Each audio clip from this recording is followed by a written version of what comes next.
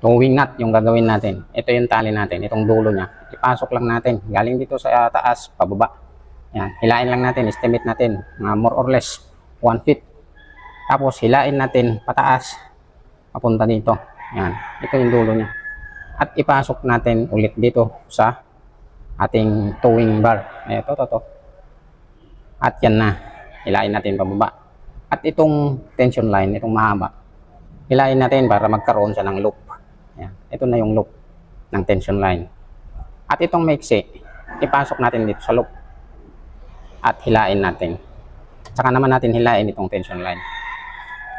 At higpitan natin, hilain natin ng sabay. Yan.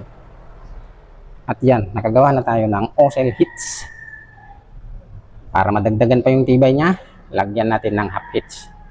Itawid natin yan, pabalik dito sa ilalim at ipasok natin dito sa loop. At hilain natin. Ayan. So matibay na, kahit anong hila natin dyan, hindi na yan bibigay. Kung may bago ka na namang natutunan, huwag kalimutang mag-comment, like, follow for more.